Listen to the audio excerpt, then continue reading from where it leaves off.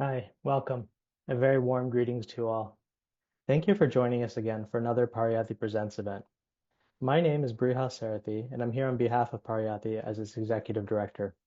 We're grateful that you've all joined us today. For those of you who are not already familiar with Pariyatti, we're a non-profit charitable organization based in the USA. Our mission is to enrich the world by disseminating the words of the Buddha, providing sustenance for the seeker's journey, and illuminating the meditator's path.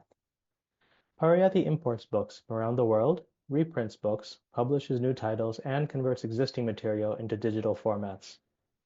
We protect and provide an enormous catalog of Dhamma resources in many languages and formats that otherwise would not be as easily available. We offer many free services, such as the Pariyatti Learning Center, Treasures of Pariyatti, daily words for inspiration via email, RSS feeds, and our mobile app. We offer most audio and video material, as well as many eBooks and audiobooks free of charge, including a large number of resources for students of SN Goenka. Additionally, we organize donation-based residential Pāli workshops and facilitate pilgrimages for Vipassana meditators. For more information about Pariyatti, please visit our website at pariyatti.org. So today's presentation is titled Virtual Tour of Dhamma Sites. Our presenter, Dr. Hamir Ganla, retired after practicing as a consulting pediatrician for 32 years and now gives full-time Dhamma service. Along with his wife, Dr. Nirmala Ganla, they oversee Vipassana activities in Kerala, in addition to coordinating training of assistant teachers in India, Nepal, and Sri Lanka. They have one married son and reside in the Sayajuba Ken village at Dhammagiri and in Pune. So, without further ado, I give you Ganlaji.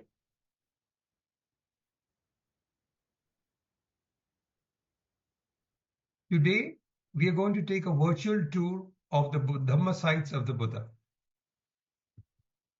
The idea of a pilgrimage came from the Buddha himself over 2,500 years ago. In an answer to Venerable Ananda's concern that the monks would no longer be able to see the Buddha and pay their respects after his parinibbana, Buddha advised pious disciples to visit the four places, the sight of which will inspire faith, Shraddha, and religious urgency, Samvega, after he was gone. These places are called Samvejaniya Sthana in Pāli, or places that arouse awareness and apprehension of impermanence. What are the four places? The Buddha said, Bhikkhus, after my passing away, all sons and daughters who are of good family and are faithful should, as long as they live, go to the four holy places and remember, here at Lumbini, the enlightened one was born. Here at Bodh Gaya, he attained enlightenment. Here at Saranath, he turned the wheel of Dhamma. There at Kushinara, he entered Parinibbana. Because after my passing away, there will be activities such as circumambulation of these places and reverence to them. Thus it should be told to them, for they who have faith in my deeds and awareness of their own will travel to higher states. After my passing away, the new bhikkhus who come and ask of the doctrine should be told of these four places and advised that a pilgrimage to them will help purify their previously accumulated karmas or actions. So these are the words of the Buddha, and the two main takeaway from these are, when you do the pilgrimage, this is Shraddha, that is the faith in the Buddha's teaching. And second, as you go through these four places and surrounding areas, you kind of feel an urgency. Now is the time I should meditate sincerely, regularly, diligently, and try to seek out my own salvation. And that is, Pāli is called Samvegna. The holy places of the Buddha are in India and a single place in Nepal. And they are centered around the two states of Uttar Pradesh and Bihar. And the birthplace of the Buddha is in Nepal, but it's so close to the border, it's just a few kilometers away from the Indian border. So all these places are in the north of India. Normally, a pilgrimage starts either from Delhi, particularly people who come in from abroad. They land at Delhi, and then the next stop is either Lucknow, which is the capital of Uttar Pradesh, or Varanasi. And from Varanasi, one normally goes by car or bus transport and does all these places one after the other. So we shall be tracing the pilgrimage starting from Varanasi, from where I started. My journey on this pilgrimage started way back with Goenkaji himself. He took us on our first pilgrimage with about 700 to 800 old students. And we did this by train. We traveled all the way from Mumbai by train, and then from Lucknow and down to Varanasi, after which he took us on all these pilgrimages. It was a very memorable pilgrimage with Goenkaji, because at each of the places of importance, Goenkaji gave a small discourse about some of the stories of the Buddha that took place at that time. And also, what is left with us today is not only that small bit of information that he gave, but the important group sittings that he had at these places. These are recorded and available to you on our app. Like you have the Mahabodhi, you have the Kushinagar. So these are what you call group sittings that were held live at that time. And some of us were very fortunate to be present during those group sittings. Then in 2013, 2016, and 2022, I did 3 more pilgrimages, 2 of them with Pariyatti. And the Pariyatti pilgrimages were very elaborate 20-day pilgrimages, which actually took me in great details into these areas with all the background. So we had sufficient time to meditate few hours in the day, or sometimes even have one-day courses at important places, and gave time to read about these places and see them in detail. So we will start our pilgrimage from Varanasi. Varanasi is a very ancient city of India. It's more than 5,000 years old. So it's classified among the ancient cities like Jerusalem, Cairo. It's one of the very ancient cities. And though it's not part of our pilgrimage, it's a place of interest. And the place of interest is that the Ganga, one of the prominent rivers in India, flows via Varanasi. And there are 16 kilometers of ghats. Ghats are steps that lead down from the town into the river. And there are 16 designated places. And the boat ride in the morning or in the late evening to see these ghats is a very memorable thing, which is part of a sort of a tourist attraction. Again, from here, about 8 to 10 kilometers from Varanasi is the town of Saranath. And before we start the Sarnath pilgrimage, there is a small museum at Sarnath in which these 2 archaeologists, Sir Alexander Cunningham and Sir John Marshall, we owe a lot to these 2 Britishers. Besides being given specific duties during the British Raj, that time when they ruled India, these 2, more like a hobby and later on as a passion, they were responsible for excavation of majority of the sites of the Buddha's areas of interest to us, particularly Bodh Gaya, Sarnath, and Vaishali and Shravasti.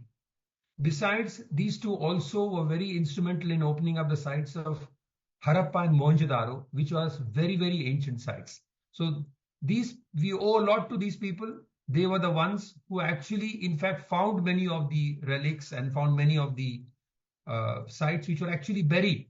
So you will get a little glimpse of their work at the Sarnath Museum. Now, at each of the 4 places which are of importance, you will see statues of the Buddha with a particular position of the hand, and that's called a mudra. Now, here at Sarnath, you have the mudra, which I will show you in detail later. This is the site where the Buddha first gave the Dhamma to his 5 monks who were with him. And from here started the rotating the wheel of Dhamma. So as we approach the town of Sarnath, we come to this first stupa. This first stupa has got a very peculiar shape. You will be wondering why this is not looking like a regular stupa. In fact, the bottom part of it, which you can see the bricks and the dome, that is the original stupa. Now, this signifies the place where the Buddha first met the 5 disciples. There's a story when Buddha approached them. Initially, they were very skeptical about Buddha because he had stopped meditating the way they were doing, like giving penances to the body and fasting. Buddha had stopped that. And so these 5 had kind of abandoned the Buddha and come to Sarnath to meditate on their own and continue their practices, while the Buddha stayed back at Bodh Gaya and he gained enlightenment there. So when he came, he thought the first people I should share the Dhamma with is with these 5 because they have served me for 6 years. It was 6 years that the Buddha meditated with these 5 monks. And it is here that the Buddha met them. Later on in the 7th century, there was a local king who at the time had to please some Mughal emperor who came to visit Sarnath. And so he built this octagonal structure on the top. So that is not part of the original stupa. Now we come to the actual site, the part which is known as the Deer Park, Isipattan as it's called. And this is where the Buddha came and delivered the first discourse, which is called the Dhamma Chakkapavatan Sutta, rotating the wheel of Dhamma. So as one comes here, one sees 2 sites which are stupas. The first stupa one comes across is called the Dhamma Rajika Stupa. Now there's a lot of confusion. There's another Dhamma Rajika Stupa in Taxila in Afghanistan, which is part of a monastery. But this other Dhamma Rajika Stupa, which is there at Sarnath, is built here. Now what you see is actually only a flat structure. This was a huge dome.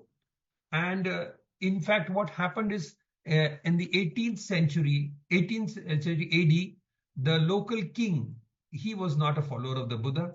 And he gave orders to pull down this stupa. And because there were so many thousands of bricks involved in the making of the stupa, people carted the bricks away to make their houses. So this is what you call how the stupa was decimated to this flat platform now. Also in the stupa were the original relics of the Buddha. And they too were found by the person who demolished this stupa. And he had no value for them. He took the box and threw it into the river. And today we only have the empty box, which is in the Calcutta Museum. So this is the Dhamma Rajika Stupa. And the other important stupa is the stupa, which is right in front of you. Dhammika Stupa this is. Now this stupa is the site where the Buddha actually gave the first discourse to these 5 disciples. And what we now hear as the Dhamma Chakkapavatan Sutta. And you can see in this stupa, there are different layers of brickwork. You can see on the upper part are the bricks, in the lower part, some stones. So it goes to show that over the years, over the centuries, different dynasties and kings came and repaired or even redecorated and added to this stupa. Luckily, it is still erect for us. Another thing to see is in the evening after 6:30, there is a light and sound show, and that has to be booked separately. Entry to this place, the area which we come to see here, the Isipattan Park, it is a well cordoned off area, kept very clean. And in this area, you can enter. It's a ticketless entry with a QR code, and it's very quiet area because there's not much of hustle bustle here. Lots of large lawns for you to meditate. An ideal time to come to this place is as early in the morning as possible, maybe even 6 o'clock, 6:30, and because the entry is with the QR code, there's no ticket office there. You enter, show the watchman your payment details or whatever you've done, and you can quietly come and meditate here because tourists land up after 9 o'clock. So it's a good time. You get 2-3 hours of very quiet and very beautiful meditation here. This is the light and sound show. In the evening, they show you the life story of the Buddha projected on this stupa. Very beautiful stupa that you see.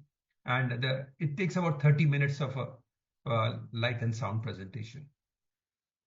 This is the Ashoka pillar.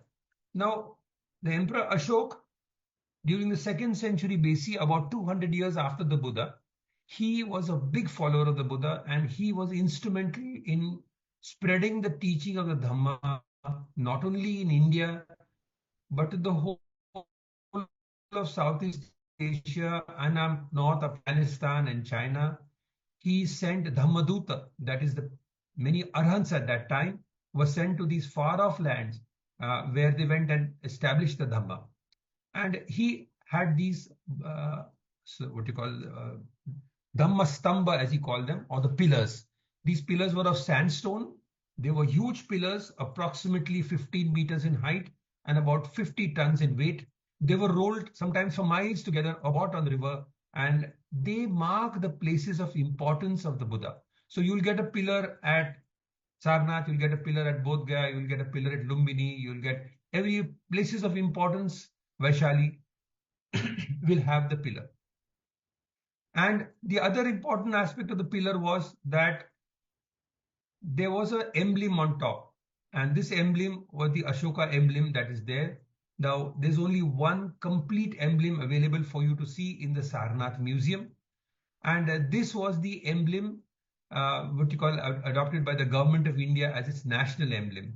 See the shine on the stone; it's original, which you can. This is a separate area from the site where we go, and you'll have to go, and photography is not allowed there. So this is the emblem. This is the base of the Ashoka pillar. And many times Ashoka used the pillar to spread the Dhamma and to spread word among his people or among his citizens how to live in a Dhammic way. So a lot of Ashoka edicts that are called. So he's what you call had them inscribed on these pillars and put up at various places. Pillars of Ashoka are a series of monolithic columns dispersed throughout the Indian subcontinent, and they are inscribed with edicts. Ashoka was a Mauryan empire and who ruled during the 2nd century BC, about 200 years after the Buddha. He was instrumental actually in spreading the Dhamma, because the Buddha moved around in the Dhamma land, which I told you was in the northern part of India. But it is Emperor Ashok who sent Dhammaduta. Dhammaduta is Dhamma ambassadors. And they were usually arhants who went all over Southeast Asia and in the north, Afghanistan, even up to China. This is where these arhants went and spread the Dhamma. And so he is a very important figure in the spread of Dhamma as we have it today. The pillars and edicts represent the first physical evidence of the Buddhist faith. The inscriptions assert Ashoka's faith and support and his desire to spread the Dhamma throughout the kingdom. So he did a very great task of spreading the Dhamma. This is a little information about the Ashoka pillar. So I won't go into the details. These are actual details of the type of stone and the polishing, etc., etc. Then next, as you move around in the area, the entire, they call it a park, you will see a number of these small stupas there. They are in various states of degradation. Of course, now the government maintains the entire thing, and they are supposed to be called votive stupas. Means these are stupas in which there possibly were relics of some arhant or some holy person, and they are spread all over the place. So they are there. As you move around in this area, which is called the Deer Park also, here, of course, you hardly see any deer. They have kept some captive deer there just as a symbolic gesture. Now, this is a site which shows you there has been previously a big hall here, because the pillars of this hall and the roof have collapsed. They are kept at the side. And in the background here is the Dhammic stupa, the stupa where the Buddha gave the first discourse. Incidentally, the Buddha also gave the second discourse at the same site. So you have two discourses of very much importance, that the Anatta Lakkana Sutta, that is the second discourse, also was given at this site. And by the time the second discourse got over, 5 disciples had become arhants. That is how the story goes.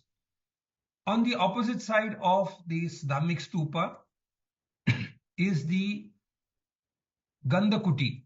The Gandhakuti is a room in which the Buddha stayed. The Buddha used to spend 4 months of the year in a rains retreat. So it was told that during these 4 months, during the rainy season, the monks were not supposed to go out and spread the Dhamma. They were supposed to meditate, and they remain at one place, meditate, and then after those 4 months are over, then they go around spreading the Dhamma.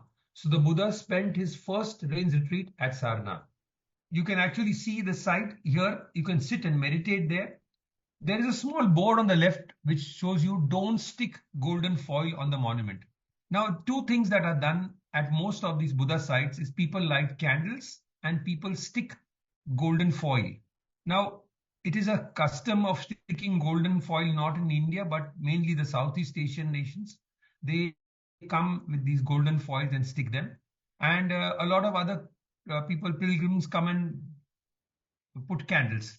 Now, what is happening is that these are very ancient structures and they're getting damaged because of these things that are being done. So this is a thing that should not be done.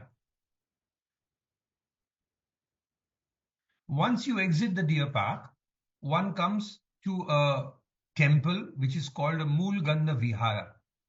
Now, remember that the teachings of the Buddha and a lot of the structure that the Buddha had established had totally disappeared from India. And around the turn of the 19th century, there was a person from Sri Lanka called Pāli. He came to India to seek out the roots of the Buddha Dhamma in India, because he knew that the Buddha was born here, and then to get people to visit these places, he came in search of all these sites, and he is the pioneer. He is Dharmapala, Anagarika Dhamapala, and he established the Mahabodhi Society. The Mahabodhi Society is a very huge society based in Bangalore, and it was meant actually for re-establishing the Buddha Dhamma in India. And it's the Mahabodhi Society that has helped us get the relics for the global pagoda which are enshrined there. So this Mool Gandha Kuti is the kuti that has been built by this Mahabodhi Society. It's a sort of temple, and it's a very beautiful statue inside. This is a statue of the Buddha in the teaching pose. As I told you that the different mudras of the fingers, if you see a close-up of the hand, this is the teaching mudra, the rotating the wheel of Dhamma. This is the pose. So this is the way the Buddha statue is here. It's a very quiet temple, but there's a little noise in the day. But in the evening, you have the Mahayana, and then later on the Theravada monks come one after the other for about an hour each, and they recite the Dhammacakkappavattana Sutta. It's a good time to visit at that time and meditate with the chanting going on. Of course, the rest of the day, it's better to meditate in the main deer park itself, because it's a very large area, a lot of lawns there, and quiet meditation can take place there. But this is a must-visit place, the Mool Gandha Kuti Vihara. Another very important thing is right behind the statue are kept the genuine relics of the Buddha. There's a receptacle there. It is locked and kept away. It is exposed to the public only twice a year. But we were very lucky in our pilgrimage in 2013, when we were about 30 acharyas of Goenka ji who came there. And at that time, out of the Sri Lankan monk who was in charge of this place, he had heard a lot about our tradition, and out of reverence, he kind of opened up the relics to show to us. And this is the sort of receptacle in which the Buddha relics are kept. As it's a glass chamber, and along with a lot of decorations around. And there is a magnifying lens at the top here, from which you can see the relics inside. So these are the relics of the Buddha, and you can have a look at them. The dates are published when these are going to open twice a year. We have a center at a few kilometers away from Sarnath. It's called the Dhammacakka Vipassana Meditation Center. And today it's a large center which holds long courses also. And this is the pagoda complex from that center. From Sarnath, we go to Bodh Gaya. Again, as I told you, we have to see the various gestures of the hand. So this statue of the Buddha, which signifies Bodh Gaya, is the site where the Buddha gained enlightenment. The story goes that that night when he got enlightened, there was no witness to bear witness to his enlightenment. And so he touched the earth and asked the earth to what you call bear witness to his enlightenment. And there was a tremor at that time. So this is the pose in which the Buddha is touching the earth. The right hand is touching the earth. So this pose you will see at many, many places. This is the enlightenment pose. So from Bodh Gaya is a very important site, as you are aware that the Buddha gained enlightenment here. And being such an important place, all the countries where Buddhism is established, these countries kind of bear, out of reverence to the Buddha, have monasteries at this place. Not only the monasteries are in Bodh Gaya, they are also in Sarnath, they are also in Lumbini, and also at Kushinagar. But here you get the maximum number of monasteries. These monasteries are something like embassies. You have every country has an embassy in another country. So all these countries have embassies, kind of, we can call them Dhamma embassies that here. And right now here, this picture is of the Daijokyo Japanese temple. Right next to it is their monastery, as well as there's a nice place to stay. So the monastery can be a very large establishment, not only having statues of the Buddha, may have a park, may have a facility for pilgrims to stay, rooms, as well as a prayer hall. So all these are usually, sometimes depending on the size of the monastery, you will get them at all the places. So the Daijokyo Japanese temple has got one of the largest statues of the Buddha here. It's a must visit when you go. And we had stayed in these in the adjoining complex. Then we go to the Mahabodhi temple. The Mahabodhi temple, a few centuries ago, literally did not exist at this site. As I told you, most of the teachings of the Buddha had kind of disappeared from India, and including these monuments were not there. This, what you see, is a totally reconstructed temple. Actually, at that time, around 18th century, there was only a mold of earth there. And in fact, most of the area around was an Hindu monastery, which still exists in the neighborhood of this temple. So this temple was again excavated by those two, Alexander Cunningham as well as Marshall. They were instrumental in exactly finding out where this mold was. And they got the coordinates of this mold from the two Chinese pilgrims, Huin Sang and Fa Hin, both of whom had detailed directions and detailed markings on the maps where exactly this temple was located. And out of all these, they found out the mold, then the excavation started, and then all this was reconstructed afterwards. Again, around the Mahabodhi temple, there are a number of small stupas, as I told you, votive stupas. They are not labeled, but they again signify different, maybe commemorating certain arhants or so on and so forth. And this an area around, there will be lots of pilgrims there, many of them meditating, many of them doing all sorts of rites and rituals, chanting. So it's a very busy area throughout the day, and you can actually go around the temple. You can find a quiet corner somewhere to meditate. That is very important for us. This is the main statue of the Buddha that is there. Again, here you don't see that hand touching the ground because of the covered draping, but this is the statue of the Buddha in the enlightenment pose as it is. And here you see the what you call pray reverence to the statue. And as you get out, on the rear of the site is the Vajrasan, or the site where the Buddha actually sat and meditated and gained enlightenment. So this is it. On the right, you see the Bodhi tree. So this was the site where Buddha actually gained enlightenment. The railing around this thing, you are not allowed to come near the place. But way back when we had come with Goenkaji, we could actually go and kind of put flowers there, whatever people do. So right now, of course, the whole area is cordoned off. This is the original, what you call throne, where the got enlightened, and this was 2nd century BC. This is also there. I think it must be in some museum.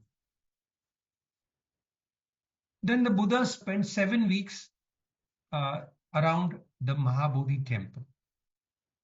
The first week on enlightenment, the Buddha spent at the site on the Vajrasan, just experiencing what the enlightenment stage was and how it felt to be totally free of all sankharas. That was the first week. The second week, he moved to this place called Animesh Lochan Chaitya. From here, he could get a good view of the Bodhi tree. And he sat, it seems, unblinking, staring at the Bodhi tree, practicing metta and expressing gratitude to the tree for having sheltered him through the stormy period in which he got enlightened. So this was the second week. In the third week, the Buddha did a chankraman, or the walking, what we do as you know from during our meditation courses. So this is the chankraman area, and you will see it right next to the main temple. Then the fourth week, the Buddha spent in this Ratanagraha small area. It seems that it's in this area he sat and meditated on the Abhidhamma. And as he was meditating, those 5 colors from his body came out, and what today are designated in the Buddhist flag, the 5 colors. So it is the Buddha contemplated and on the document of the Abhidhamma. Just a little word about the Buddhist flag. It symbolizes the universality of truth of the Buddha's teaching. And the colors are, the blue color symbolizes universal compassion. The yellow color symbolizes the middle way. The red color, the blessings that the practice of the Buddha teaches. The white symbolizes purity. The orange, unshakable wisdom. And the combination on the right side that you get symbolizes the universality of the truth of the Buddha's teaching. The 5th week, the Buddha spent under this tree. It's Ajayapala tree. It was a kind of a banyan tree. The important event that took place was a Brahmana came and met the Buddha, and the Buddha gave him a teaching saying that you become a Brahmana not by birth, but you become a Brahmana by one's deeds. So this is the teaching of the Buddha. This site is known for that. This was the Ajayapala tree site. And the Buddha spent the 5th week here. During the 6th week, the Buddha meditated, and there was a huge storm. Again, Mara wouldn't leave him. So there was a massive storm with flooding, and he was saved and he was sheltered by this huge Naga called Muchilinda. And so we have a small lake there next to the temple. One can visit that and see this lake. And the last week, known as a Raja Yatana tree, where the Buddha kind of meditated there. Another important event that took place at that time was 2 merchants from Burma, Tapassu and Balika. They were passing by and they saw the Buddha there. And they offered rice cake and honey to the Lord. And this was the first meal after 7 weeks that the Buddha partook. And then the Buddha gave them the Dhamma. It was the Buddham Sharanam Gacchami and Dhammam Sharanam Gacchami that they took refuge in, because the Sangha was not founded then. Because this was even before he met the 5 disciples. And from here, these people also took the Buddha's hair relics and went back to Burma. This is the site of the 7th week. The Mahabodhi tree. The Mahabodhi tree is right in front of the Vajrasan. As you can see, this is not the original Mahabodhi tree. It is a descendant of the original tree. It is said down the centuries that the tree has been cut, destroyed, poisoned about 4 times. So we have a descendant of this tree. This tree itself could be about 150 to 200 years old. It was planted by these archaeologists because when they discovered the site of the Mahabodhi temple, one of the features that everybody wanted to know was, where is the Mahabodhi tree? And that tree was not present at that time. So then they knew that the original tree, a descendant of the original tree, was in Sri Lanka at Anuradhapura. It is known as the Sri Mahabodhi. The story goes that when the Buddha Dhamma during the 2nd century was taken there, Ashoka sent his son and daughter to spread the Dhamma in Sri Lanka. So his daughter took along a sapling of the original tree and planted it there. And that tree is in its original form in the Vihara monastery at Anuradhapura. So they give now a sapling from there, and this sapling was planted here, and that is the descendant of the original tree. Under this tree, one normally sits and meditates. That is where even Goenkaji had a session with us. This is a painting of the 7th century, it seems, of where the small temple and the Bodhi tree. This small temple was built by Ashoka. Of course, it no longer exists. Now, under the Bodhi tree, it's a very pleasant sight. About few hundreds of people can sit under the Bodhi tree. And every morning, this site is booked by different traditions, different countries. You will see Sunday, everything is orange. One day, everything is brown. One day, everything is white. And there are chantings in various languages. And we also had booked one place when we had the group sitting under the Mahabodhi tree, as Goenkaji gave to us. So this is a very beautiful place. And you can also sit here all day long and meditate. The Mahabodhi temple opens in the morning. It opens at about 4:30, 5 o'clock, and then you can meditate right up to 9 o'clock at night. At 9 o'clock, you have to vacate the site. At night, it's a very beautiful scenery. All that stupas and things are lit up. So one should make a small round during the night and around 7, 8 o'clock and view the lighting around.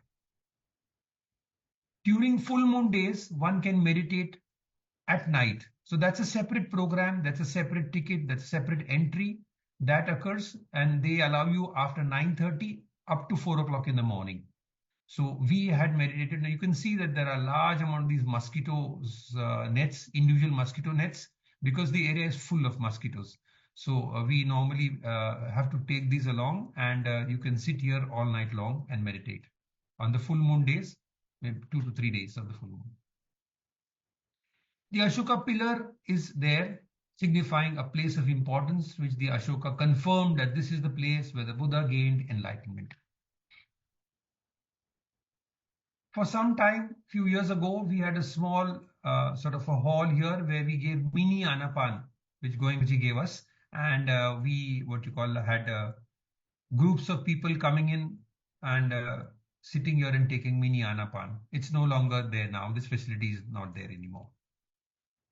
This is our center, the Dhamma Bodhi Vipassana Center. It's a very important center, a large center which has long courses and 10-day courses. It's a site where definitely you should visit and do a course. Next to the Mahabodhi temple is an area called the Dungeshwari Caves and Hills. This is the area where the Buddha, along with his 5 disciples, stayed for 6 years in these forests and meditated on the various austerities that they gave the body. They fasted for long periods. They did all sorts of penances. And as Goenkaji tells us, they gave a lot of difficult situations they underwent here, trying to see that more efforts you make with the body, like fasting and various sort of penances, you will gain enlightenment. So that is what was tried here. And in effect, what happened was the Buddha and all his disciples, particularly the Buddha, lost a lot of weight. He literally became skin and bones. He could hardly walk. And then he realized that this is not the way. And so he stopped all these practices. And then we have the story in which he takes the rice kheer from Sujata and sits under the Bodhi tree and gets enlightened. So this is the Dungeshwari caves. When you climb up, there's a small temple and a small statue of the Buddha, which shows you how he had emaciated state in which he was all skin and bones before he stopped this practices and then went on to meditate to gain enlightenment. This is the site where the Buddha took the rice kheer from Sujata. Sujata offered rice kheer to the Buddha, and after that meal, the Buddha sat in meditation and gained enlightenment. So Ashoka, in memory of Sujata, built this large stupa, which is called the Sujata Stupa, in the neighborhood. As you move out from Bodh Gaya, you come to an area called the Gayasisa Hills. On this hill, the Buddha gave the fire sermon. The fire sermon was given to about 1,000 monks. Now, these monks were actually fire worshippers. They used to worship the fire, and the Buddha gave them the teaching that it is the fire inside that has to be attended to, not the fire outside. And all these 1,000 monks became followers of the Buddha and gained various stages of enlightenment. So this is how the number of arhants around the Buddha increased, and how people started going in various directions to spread the Dhamma. So you can visit the Gayasisa hill. Today there is a small stupa there, and you can sit on these places and meditate. The next place is Rajgir. Rajgir was the capital of a small kingdom whose king, Bimbisara. Buddha had promised Bimbisara that when I get enlightened, I will come to your kingdom and I will spread the Dhamma and I will teach you the Dhamma. So to fulfill his promise, the Buddha came, and he offered the Buddha a park which was called Veluvana, the bamboo grove in which the Buddha stayed, and that famous grove in which Sariputta met the Buddha there. So the bamboo grove. So this is Rajgir, and it's very famous now because there are few monuments here which you must see. There is a rope way, but the better way is to climb up the mountain. There is a road that goes up. This is the bamboo grove, which is at the base level. Today there's a well-made park there, but you still see clumps of bamboo, and there are areas of a platform made for you to sit and meditate. The rest of the time people are allowed to boat here and on, but as you move out, you can get places to meditate. So this is the bamboo grove, the famous grove where the Buddha taught Dhamma here and stayed. He spent a few rain retreat there too. Then as you climb up the mountain, there is a mountain called the Vulture's Peak, or in the local language is called the Gijjakuta Parvat. That is the Vulture's Peak. The Buddha spent many a rain retreat here too. And here on top, you can see a bird's eye view of the valley. That is the Rajgir valley down. And you have this site here on top here, where this is the kuti where the Buddha, of course, it's fallen down. This is the site where the Buddha actually stayed. And the road leading up to this kuti was made for Bimbisara to come and visit the Buddha during his stay there. So the path to Gijjakuta, it's one of the oldest possible roads you might get on earth. So this road was said to have been originally built by King Bimbisara when he came to meet the Buddha 500 years BC. Can you believe that? So it's so old, and yet the road is fairly well maintained. So this is the top of the peak. It looks like a vulture sitting there. So this is the Gijjakuta. And this is the kuti where the Buddha stayed. And lots of rites and rituals take place there. And it's a little difficult to sit here and meditate because of people are doing their various chantings and various pujas. So as you visit this place and then come one level down, and you will come to a small cave called the Sariputta cave. Now this is the cave you can quietly sit and meditate, because there's nothing here for people to worship. So, and people don't know also about it much. So you can sit and meditate here. Sariputta, in the service of the Buddha, stayed in this cave. And there's another cave called the Anandaku cave. So both of them are just one level below the main room of the Buddha. Also on another side is the World Peace Pagoda. Now the World Peace Pagoda was made there was a Japanese monk called Nishidatu, and he met Gandhiji, and he realized that there has to be peace in the world, and particularly after the Second World War, he felt that the message of peace and non-violence should be spread all over the world. So what he did was he took upon himself and he started building these pagodas all over the world. This signified peace and non-violence.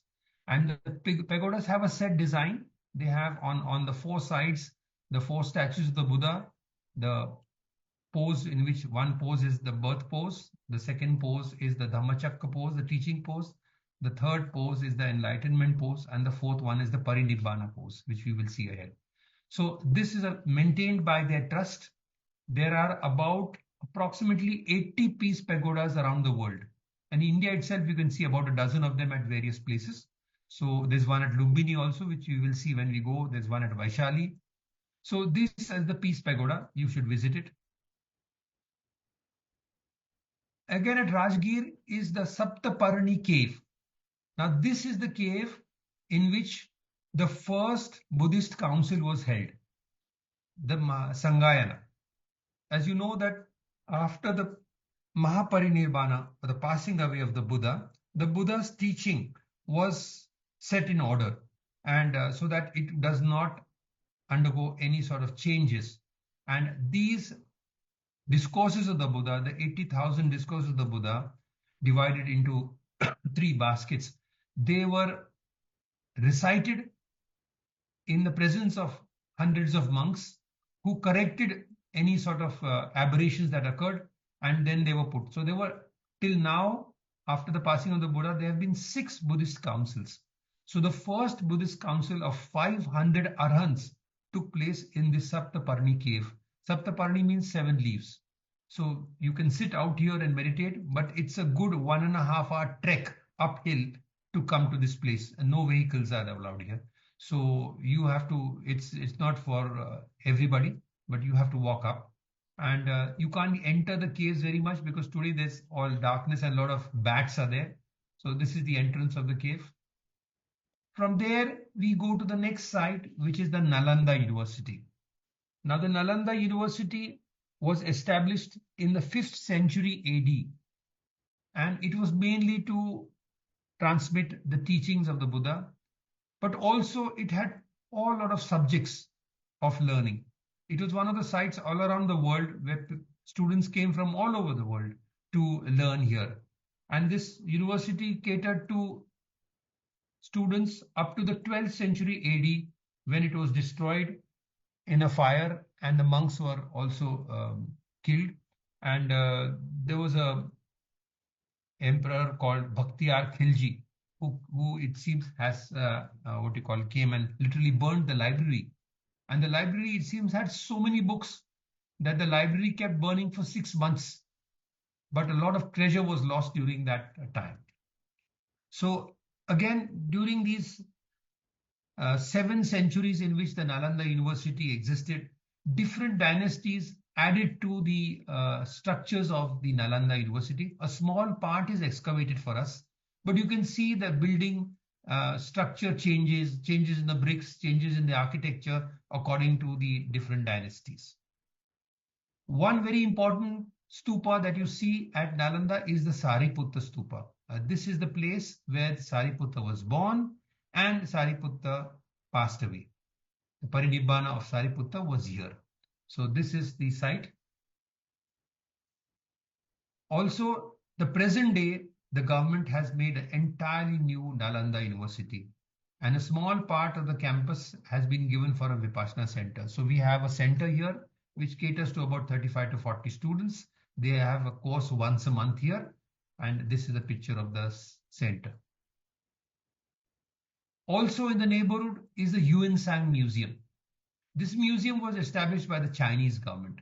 It is to commemorate Yuan Sang's great pilgrimage in the 6th century AD.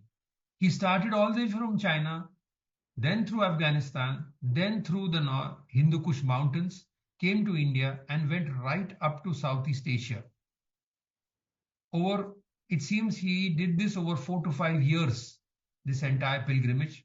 But important thing was he would write down everything, and he maintained diaries, which were collected and kept as a stack. You can see on his back, he's carrying his whole load of diaries. And with these diaries, he maintained a meticulous history of the entire Buddha Sasana over the years. So many of the references we get, including the discovery of the Mahabodhi temple and some of the sites, are because of him. And he went back with all this material back to China and established the Buddha Dhamma there. So we owe a lot to him. This museum is worth seeing. It's very beautiful. So don't miss it at all. Then the next town we go to is Vaishali. Vaishali was very famous because it is here that the Ratana Sutta was given by the Buddha. Vaishali, the town which was affected by famine. So we all know it because of the Ratana Sutta. But another important aspect of Vaishali was this was the first place where the Buddha gave permission for nuns to be ordained. Up to that time, the entire Sasana was mainly monks were only male.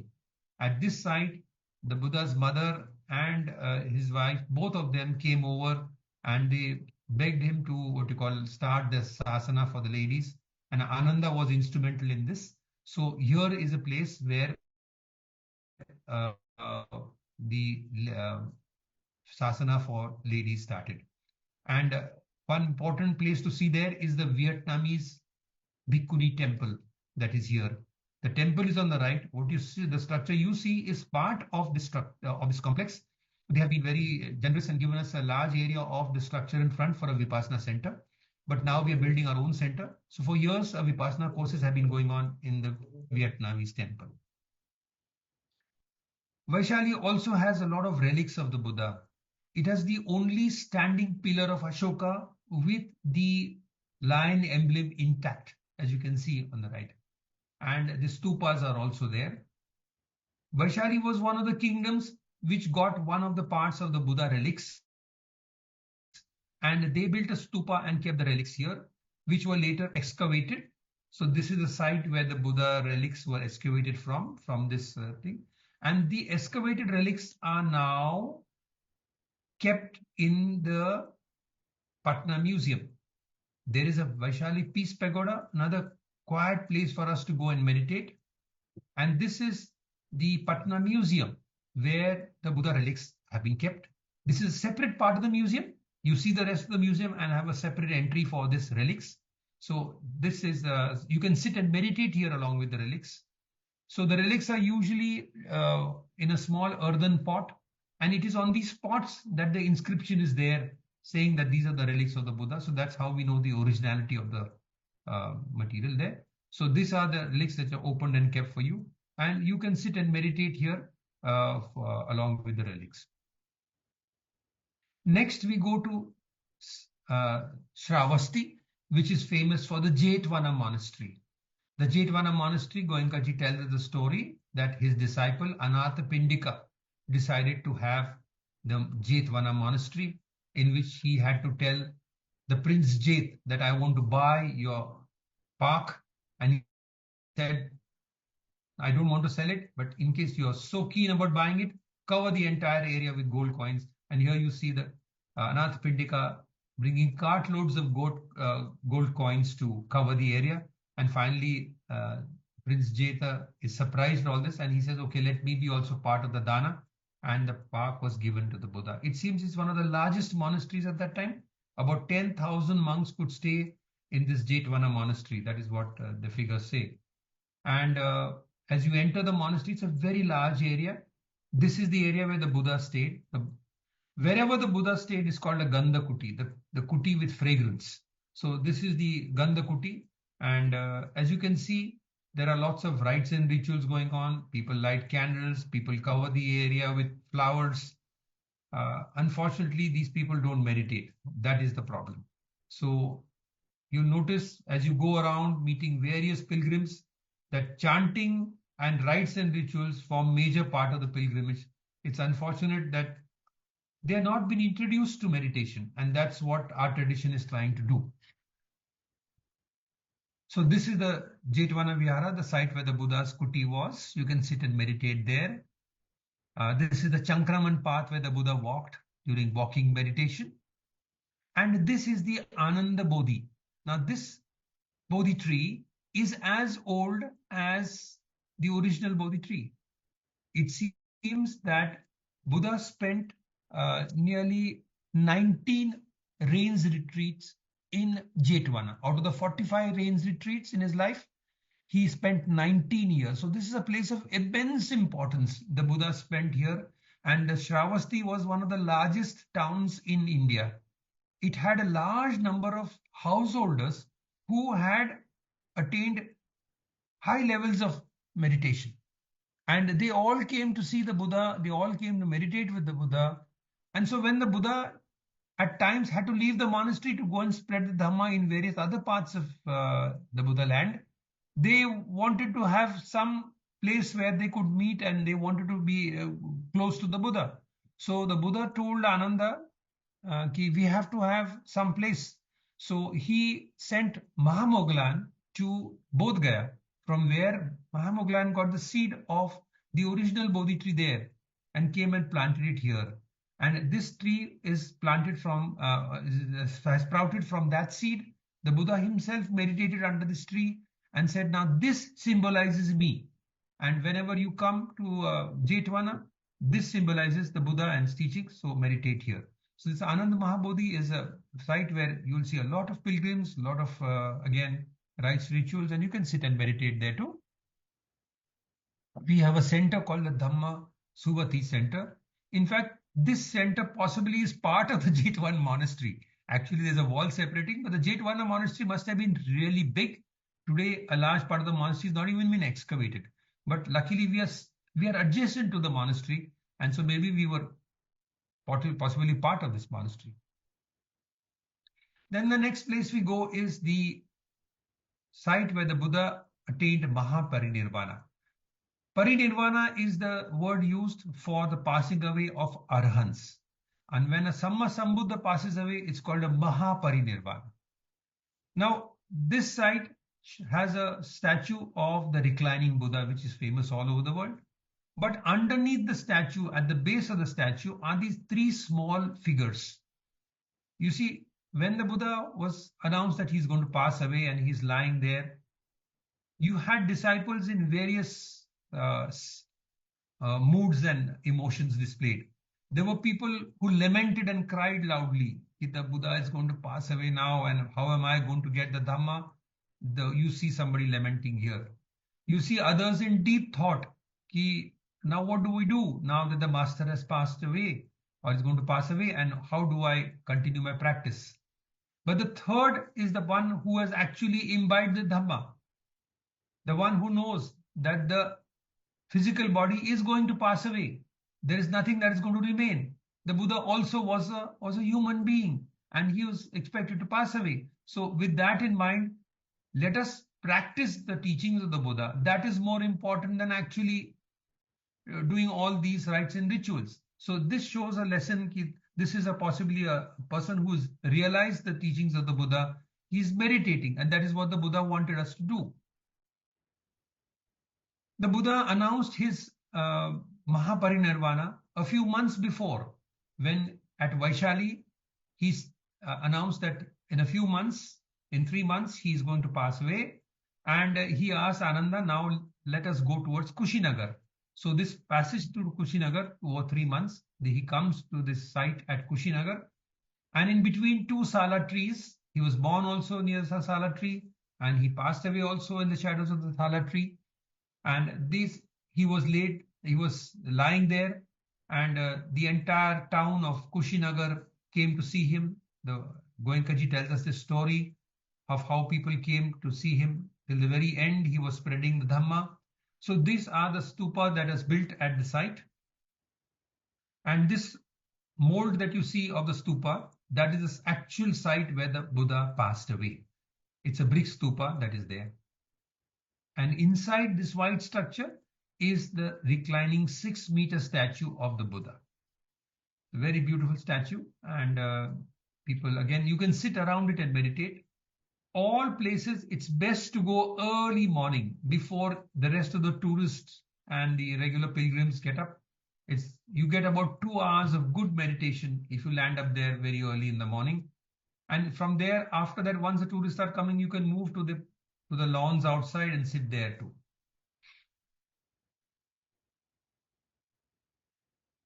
Then the Buddha was not cremated there. He was taken to another site, which is called the Rambar Stupa, the cremation site of the Buddha. Again, that you can visit and you can circumambulate. This is where the Buddha was cremated. On cremation, the relics of the Buddha, or the ashes, there was a fight for these ashes. There were 8 kingdoms around here, and all of them wanted the relics. And they thought that if we keep the relics in our kingdom, there will be prosperity. So the dispute was solved, and a Brahmin, he came. His name was, and he came to this place. He came and distributed these relics into 8 parts, and here are the 8 names of the various small kingdoms which took each of these, and according to the wish of the Buddha, they were all put into a large stupa, which was and kept in their kingdom. So this was taken away by all these 8 clans, as they say at that time, to keep secure the relics of the Buddha. When Ashoka, again in the 2nd century, he opened up 7 of these stupas and again divided these relics and spread them into thousands of stupas all over the world. There is one stupa that has not been among the original 8 which was not opened, and that is called the Ramagrama stupa. This stupa you can visit. It's not on the routine pilgrim site, but it is now a UNESCO site, heritage site. You can sit and meditate here. There will be hardly any crowds here. So it's a place worth visiting. It's one of the original stupas which has not been opened. It seems there is a Naga which protects this site. So out of reverence for that, this stupa has not been opened up. The last site we go to is the birthplace, Lumbini. We have a center there called Dhamma Janani. Dhamma Janani is now undergoing expansion. It's a beautiful center, and now there are long courses also held there. So it is very close to the site of where the Buddha was born. And as you enter the site, the Mahamaya temple, Mahamaya was Buddha's mother, and this temple is dedicated to her. And this pond is where she took her bath. And inside is the site where you can visit the actual birthplace of the Buddha. Photography is not allowed inside, but this is a stock picture. This is how the site was excavated. You have a wooden corridor going around the site so that you can circumambulate the place. And the line of people that you see here that are all standing in line, here is a site inside. There's a glass shelf there in which the actual place where the Buddha was born, one can pay reverence to that. So when you come there, you see this thing is a stone on which actually marking the site. This was done by King Ashoka in 249 BC, the actual spot where the Buddha was born. There's an Ashoka pillar, again, the proof of a very important place in the Buddha Sasana. And from there, you come to Kapilavastu. Kapilavastu was the kingdom from which the Buddha came. This was his father's kingdom. And there are 2 parts of Kapilavastu. One part is in India, one part is in Nepal. So both the Indian part has been excavated. You see a lot of stupas and there's a museum there. The Nepal part is mainly maintained as a forested area. The other sites that you should also see while you're on the pilgrimage, one is the Sanchi Stupa, where the relics of Sariputta and Mahamoggallana are there, and the very old stupa here, and the gateway stam. The other place is at Kammaspur, where the Buddha gave the Satipatthana Sutta. We have a center here, so you can come and do a course here. All the information that I have given you is basically taken from this book called Along the Path. I was very fortunate, rather me and my wife were very fortunate to have done the pilgrimage with Corey. Corey Goldberg was our guide on the first pilgrimage in 2013. This book is a masterpiece. It gives you details of every site, the history behind it, what to see, everything. It's a must. And I suggest that not only you read it beforehand, But when you go to each site, you open up that page. That's what we did in 2013. We would land up at a site and all collectively read loudly the description of the place. So it was a very fulfilling experience along the path. It's a must read. Some important suggestions from me are take this entire pilgrimage to be a course. I call it a mobile course. And particularly if you're doing the pilgrimage with Pariyatti, it's a 20-day mobile course. Important thing is meditation. So meditation at each site is more important than sightseeing. So maintaining of silence is so very important at these places. Chatting around and loud talk disturbs you. So quietly just be at each site. Preferably choose the timings when other pilgrims, other tourists are not there, so that you get those 2-3 hours of quiet meditation, so that you can soak in the atmosphere of the place, the silence of the place, which is so very important. And then this arouses the gratitude in you to the Buddha, that he has given us this Dhamma, and then it evokes Shraddha in you. So you start walking on the path. As you start walking on the path, you make a adhisthana, you make a strong determination at each site that you will practice regularly, you will practice correctly, and you will also serve in spreading the Dhamma. So for me, it's been an experience which I take every 2-3 years, because every time I sit for meditation, the first thing I remember is all these 4 sites. And by the time I finish remembering these 4 sites in a few moments and pay reverence to the Buddha, your mind has quietened down and you're ready for your anicca, anicca, anicca. So please do take the pilgrimage. It's a thing that every Vipassana meditator should do. Thank you very much. Great. Thank you so much, Ganlaji. So there's a few logistical questions. Maybe we'll cover those first. Someone's asking, how are the facilities along the pilgrimage route? I know they've changed over time, and if you've done it a few times, maybe you can comment on how things have changed and what the current situation is. The facilities have improved markedly. There is much more cleanliness, much more orderliness, less amount of ticketing, and there are various types of hotels now. Besides the monasteries, see what happens is the monasteries are at the monasteries got to give you admission if they want to go to stay there. But if you want to stay even in private hotels, there are 3-star, 4-star hotels there, which are not very expensive, and they are very close to the sites which we have to visit. So facilities are very good and they are improving every year. So along the same lines, have you noticed any change in the roads when you first started going to nowadays? Yeah, the roads, the network is very good, and there is what you call, even food-wise, the facilities are much better. So one can the experience now is far more comfortable than it was when we went with Goenkaji. It's definitely much improvement there. Okay. And nowadays, do people still have the option of doing either by bus or by train, or both options are available? Yeah, they're available. There are even airports. There are airports at Kushinagar, there's an airport at Lumbini, there's airport. So you can at Bodh Gaya. So you can just fly in and fly out. But we find that when you have to take these smaller places like Rajgir, Vaishali, you have to, it's better, the train doesn't go there. So it's better to take a vehicle and go. And when you go, it's actually every few miles there is something to see.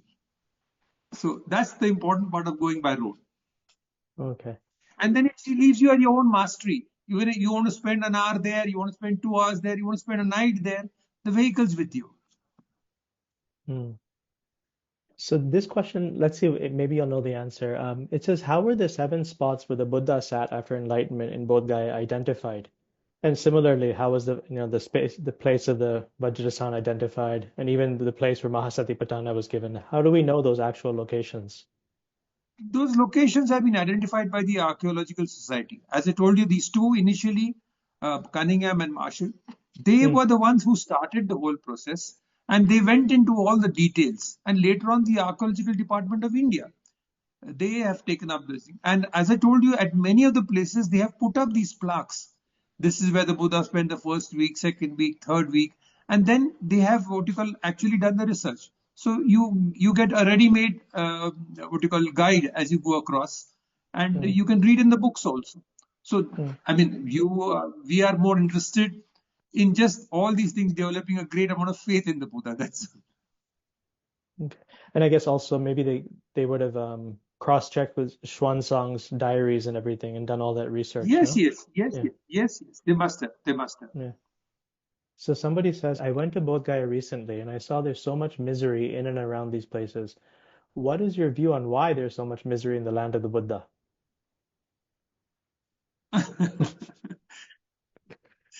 I suppose it is to remind you that there is dukkha. Yeah, that is, if you go to see the various states in India, this state in which particularly Bihar, has been one of the states which has lacked development. Of course, there's a lot of improvement now, but what it was literally when we went with Goenkaji and even 2013, there's a lot of difference now. There's a lot of discipline. I know what you see now also there needs improvement, but no doubt things are changing. Let's hope for the better. Hmm. Now, one of the slides you showed that we used to offer mini Anapan in Bodh Gaya. Do you know reason why it was stopped or any chance of it coming back? See, at many places, what happens is the entire Bodh Gaya temple is under the control of an administrative officer from the government of India. Mm, Basically, the Bodh Gaya temple, the original site was divided into two parts. There's a Hindu temple right next to you, and there's this Mahabodhi temple. So there's an administrator looking after this entire site. And so what happens is different traditions today come and do their rites and rituals there. So we cannot continuously ask somebody, some IS officer, some officer must have thought, must have done Vipassana, must have thought maybe it will be useful, give it a try. And in India, what happens is every time an administrative officer changes, the policy permission for a few months, but after that, the facility was withdrawn. The people, the Dhamma servers from Dhamma Bodhi were actually giving service there. So I think it's better we ask them about what happened. But presently, the facility is not there. mm, mm. There's a question about austerities at Dangeshwari. It is said the Buddha had to go through this Dukkacharya period. Do you know why it was? Was it so that he could rule out that the practices were ineffective, or? No, it seems if you see the great chronicles of the Buddha, in which they have details of the previous Buddhas, some of the Buddhas, literally from the time they walked out of their kingdom to getting enlightened, has been one day or even a few hours. But this Buddha took 6 full years of such amount of what you call austerities, and he had to have so much difficulties. And finally, even Mara didn't let him. And the last night also, Mara was after him. So it seems it is. There's another story. I think it is in the Great Chronicles of the Buddha. He, in one very past life, uh, before he got the ordination from that he was going to become a Sambuddha. So that time, before he became a Bodhisattva, there he came across the Buddha at that time, and he just passed a remark. It seems that just as you shave your head and you wear different clothes, do you think you're enlightened? Now, this sort of a remark to the Buddha at that time by a lay person, this was a karma which was deep karma. And the deep karma, even when he was designated as the Bodhisattva, this karma came for fulfillment in those 6 years. That is what I have read somewhere. I can't exactly give you the reference. But because it is very clear that some of the previous Buddhas became some Buddhas in a few hours, in a Mm, day, two mm, days. But this one took 6 years. mm. Okay. Mm. Now, do you know any of the history of this Nalanda University at that time? What were they teaching? Was it mainly scriptural study, or was there also meditation happening? Do No, we no, know? no. From what I've read, they were teaching everything under the sun. It was like a Ah, regular modern university. mm, It taught everything, every subject, from astronomy to medicine to everything was there. mm. Of course, the foundation was the teachings of the Buddha, but there were all other branches too there. Ah, okay. And there's a question about you said Ashoka opened these different stupas and distributed the relics. Do you know why he did that? He wanted to spread the Dhamma. Hmm. And whenever, as it goes, there has to be a place of congregation for people, something like how we have the Shwedagon Pagoda in Myanmar. Now, that is the center of the Buddha Dhamma in the whole of Myanmar. So that is where the relics are, that is where the hair relics are. So that way, I suppose Ashoka sent small relics with all the arhants who went all around. And that's how the stupa spread, and that's what they carried the relics with them. So it must have been a belief that he must have said. And the belief was even with these 8 clans, because they wanted to keep. So from there, the belief must have been going around that every land which has some of the relics is going to prosper or going to get the pure Dhamma. And today also we have the same belief. So today also we all want every stupa that is constructed, everybody tells you, oh, there are Buddha relics there. So, So, but from our standpoint as meditators, because even in Global Pagoda we put relics. So what's the actual purpose yes, of having these relics? the relics were meant. The Buddha himself very clearly said that wherever the relics are placed, you have to meditate with them. That is the more important thing, not rites and rituals. And so it is very important that Goenkaji, I remember the last year, 2012, we met at this VRI, had a small meeting. We were very few people at his house. And Guruji was so passionate about what are these relics doing in the Indian museums. He was so passionate. He remove them, get them out, and put. Why are they in the Delhi Museum? Why are they in the Nagarjuna Museum? Why are they in the Patna Museum? What are they doing there? They have to be bought out. They have to be enshrined in stupas, and the place has to be available for meditators to meditate in their close proximity. And those who have meditated at the Global Pagoda will tell you what a difference it makes. So much Shraddha. Yeah. So that is very important. And that's the thing that we have to have these relics all over the place and allow. But the problem arises is there are so many already branches of the teachings of the Buddha. There's basically Mahayana and Theravada. So each one will say, I want the relics. And that's the problem with the government of India now. That is one of the reasons that was given why the government, if they hand it over, say, to the Goenka tradition, what will be the other tradition say? Why do you favor the Goenka tradition? So they have their problems, their administrative problems, but we would like to have it out of the museum so that we can meditate with them. Okay. So you mentioned the meditation basically Shraddha arises, but also does it also being in the proximity of the relics, the environment might be different, no? Than say meditating at home. That's your personal experience. But having done courses at a number of places, whenever I've done a long course at the Global Pagoda, you really, you feel it. You feel. Right. But obviously we cannot do a double-blind study. We don't know. So there's no question of, it's just because it's your feeling that you experience that cannot be described. Yeah. Okay. So this is a bit of a someone's asking the difference between Paccek Buddha, Bodhisattva, Samma Sambuddha. Would you mind just clarifying what those terms mean? Yeah. So basically an arhant is somebody who's got enlightened after getting the teachings from a Sammasambuddha, or his Shasana is still alive and you've got the teaching, you've got the way to enlightenment. So that's an arhant. Now, there are times when the Shasana of the Buddha is not existing. The Shasana is over. Like now, this Shasana is going to go on for another 2,400, 500 years, after which there'll be, as Goenkaji calls it, the dark period. There'll be no more teachings of the Buddha available. At that time, there will be beings, very few, who develop the understanding of the Dhamma just for themselves. And they have not meditated for such long periods that they have the ability to realize the Dhamma and spread it. The difference is between realizing the Dhamma and having the ability to spread the Dhamma. That is the difference between a Pachek Buddha and a Sammasambuddha.